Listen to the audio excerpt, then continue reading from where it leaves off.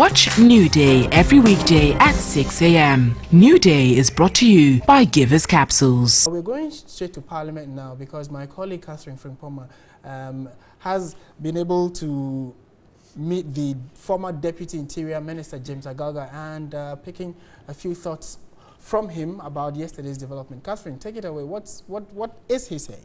So we are still here at the Parliament House of Ghana, specifically at the job 600, but earlier in the morning when proceedings began, sitting has to be suspended until 1 p.m. because members are currently awaiting the report on the supplementary appropriation bill, which they need to aid their debate and further analysis.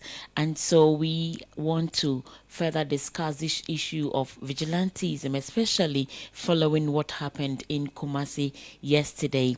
I have with me the Member of Parliament for Brusa North, who is the ranking member on the Defense Committee of Parliament, as well as the former Deputy Minister of the Interior, Honorable James Agaga. Good afternoon, Honorable, and welcome to Midday Live on TV3. Good afternoon. Yes, you are reported to have said on another platform that what happened in Kumasi shows a weak leadership. But yesterday, the Minister for National Security also mentioned that this is also happening even prior to this thing happening. He said the vigilantism activity that we were seeing was due to the failure on the part of past leaderships to deal with this issue. And so if you say that it shows weak leader, then weak leadership on the part of who? Past or present leadership? Thank you. I think that my point of reference was clear. We are saddled with some misconduct, some lawlessness unleashed on Ghanaian citizens and a court of law duly constituted by a known group, an identifiable group called the Delta Force, which is supposed to be based in Kumasi. And we're all privy to what the Delta Force did. And so it's not about equalization to now go back and say in the past vigilantes did A, B, C, D, and so it is the collective failure of leadership. We have a specific issue on our hand, and I alluded to that particular specific issue, which is that the current leadership has so far failed in ensuring that law and order is maintained in our country. You know, the activities of vigilante groups reared its ugly head after the 2016 elections. Because before the election, we were in office. I recall how my boss at the time, the Minister for the Interior, Prosper Bani, held meetings with all the security heads, instructed them to ensure that all vigilante groups were disbanded.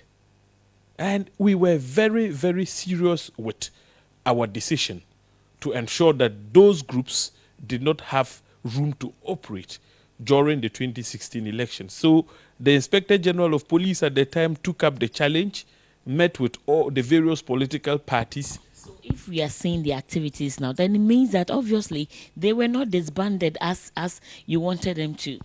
Point is that after the 2016 elections, I am sure some of the groups we are now hearing of felt that their party had won power and therefore they could surface and act with impunity. That is the plain truth.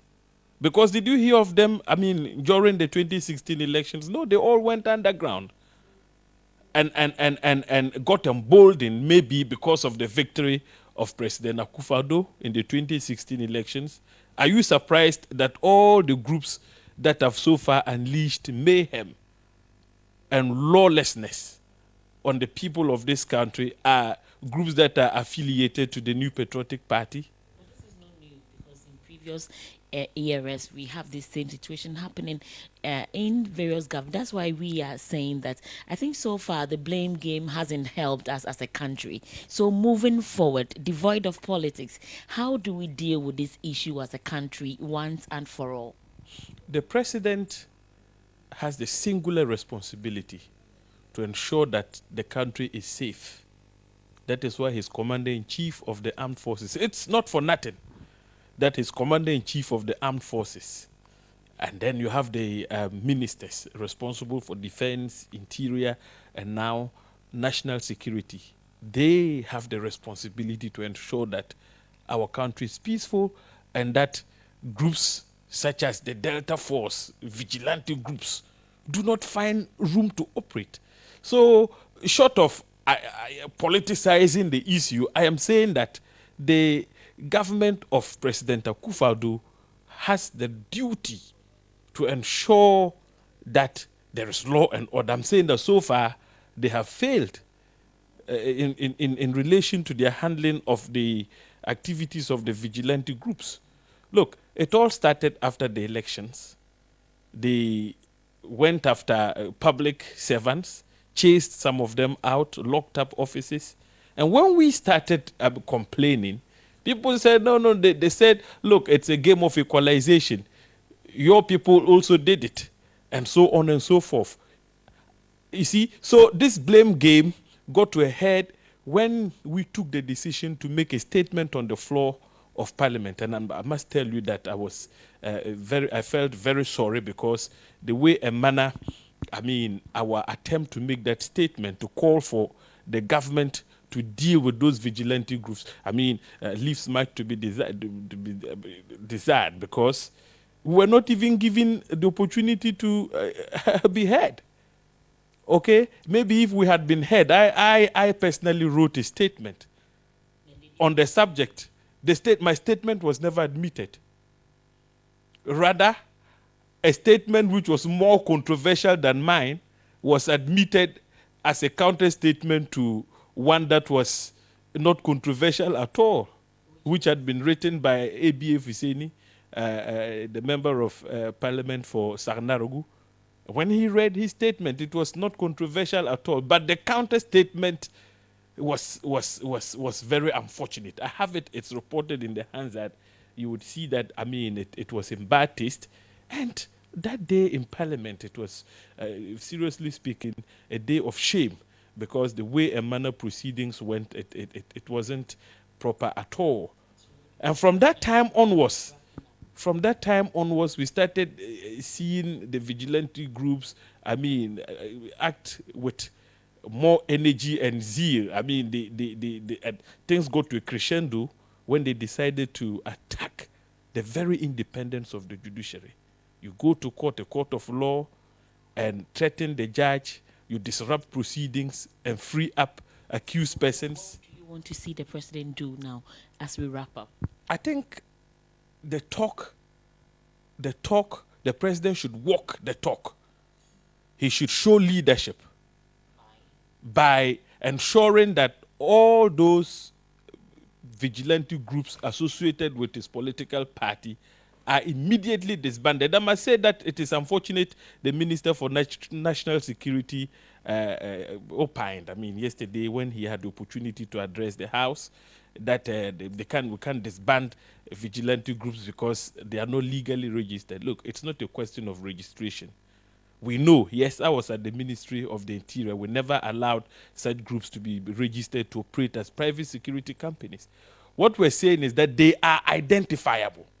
Samia Wuku clearly attempted to shift the goalposts by accusing the security agencies for not acting, because he knows the groups exist. Nano Biribwahin knows the groups exist. The Honorable Kennedy Japan even dared the president that nobody should touch the Delta Force. So now it has happened, and like I said, what do we do going forward? You said the president should take action by doing what? By ensuring that you can't have a group without leadership. So the groups definitely have leaderships who definitely would be known to the MPP as a political party. They should call them to order. Those who would not listen to good counsel should be arrested and dealt with. If they show fortitude and courage in dealing with the issue by effecting arrests, I'm sure we wouldn't be having this problem on our hand. They have so far failed because of the political affiliation, obviously. But the time has come for the president to show leadership and prove to the people of Ghana that, yes, he was voted for to maintain law and order. What is happening now is an abysmal failure. We should not allow this to happen again. Thank you very much. And that was Honorable James Agalga, MP for Bursa North and a ranking member for the Defense Committee of Parliament. Parliament is currently sitting is suspended. They will be reconvening at 1 p.m. and Parliament is also rising today, going on recess, and some of the issues that are likely to be discussed before they rise is the Speaker's final verdict or judgment on the Honorable Mahama Yarike's case, which is currently before the House. All of us are expecting to see what the Speaker will say about that. But we will be standing by to update you as and when these developments unfold.